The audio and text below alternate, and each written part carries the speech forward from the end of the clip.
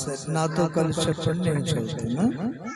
యెహోవా నా ప్రార్థన ఆలకింపుము, నా మొర నీ యొద్దకు చేరనివ్వు. చెప్తాను నాతో కూడా. యెహోవా నా ప్రార్థన ఆలకింపుము, నా మొర నీ యొద్దకు చేరనివ్వు. నా కష్ట దినమున నాకు విముఖుడవై ఉండుకుము. నాకు చెవియొగ్గుము. నేను మొరలినాడు త్వరపడి నాకు ఉత్తరమిమ్ము. పొగ ఎగిరిపోవునట్లుగా నా దినములు తరిగిపోవచ్చున్నవి.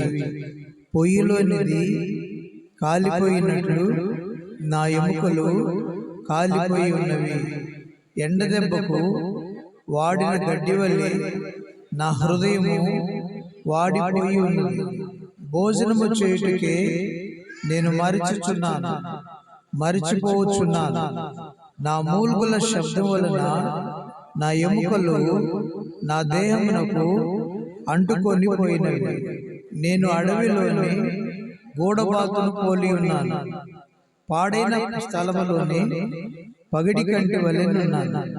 రాత్రి మెళుకుగా ఉండి ఇంటి మీద ఒంటిగానున్న పిచ్చుకు వలెనున్నాను. దినమెల్లా నా శత్రువులు నన్ను నిందించుతున్నారు. నా మీద వెర్రి కోపం గలవారు నా పేరు చెప్పి శపింతురు. నీ కోపాగ్నిని బట్టి, నీ ఆగ్రహమును బట్టి బూడిదను ఆహారముగా భుజించుచున్నాను. నా పానీయముతో కన్నీళ్లు కలుపుకొనుచున్నాను. నీవు నన్ను పైకెత్తి పారవేసి ఉన్నావు. నా దినములు సాగిపోయిన నీడను పోలి ఉన్నవి. గడ్డి వలె నేను వాడి ఉన్నాను. యెహోవా, నీవు నిత్యము సింహాసనాసీనుడవు. నీ నామస్మరణ తరతరములుండును. నీవు లేచి సియోనును కరుణించెదవు. దాని మీద దయచూపులకు కాలము వచ్చెను, నిర్ణయ కాలమే వచ్చెను. దాని రాళ్ళు నీ సేవకులకు ప్రియములు. వారు దాని మంటిని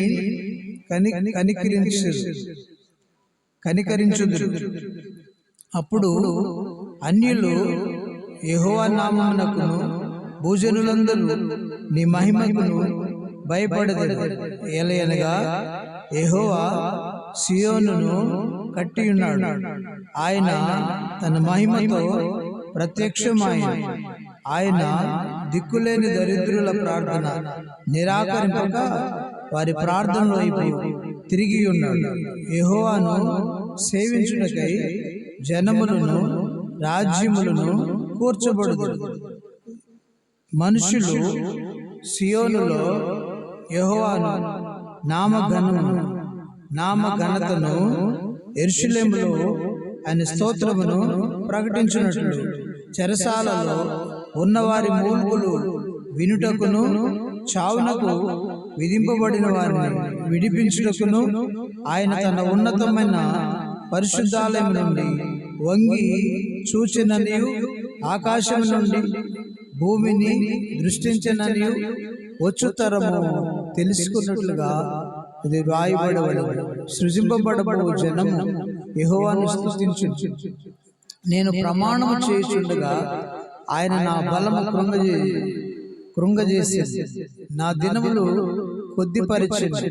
నేను ఇలాగ మనవి చేసేది, నా దేవా, నా దినముల మధ్య నన్ను కొనిపోకు. నీ సంవత్సరములు తరతరములను. ఆది అందు నీవు భూమికి పునాది వేసి ఆకాశంలో కూడా నీ చేతి పనులే. అవి నశించును గాని నీవు నిలిచియుండు. అవన్నీ వస్త్రం వల్లే పాతగిల్లు. ఒకడు అంగవస్త్రము తీసివేసినట్లు నీవు వాటిని తీసివేయదు, అవి మార్చబడు. నీవు ఏకరీతిగా ఉన్నవాడవు. నీ సంవత్సరములకు అంతము లేదు. నీ సేవకుల కుమారులు నిలిచియుందురు. వారి సంతానము నీ సన్నిధిని స్థిరపరచబడు. ఆమేన్, ఆమేన్. దేవుడి వాక్య భాగం దీవించును గాక. ఆమేన్, ఆమేన్.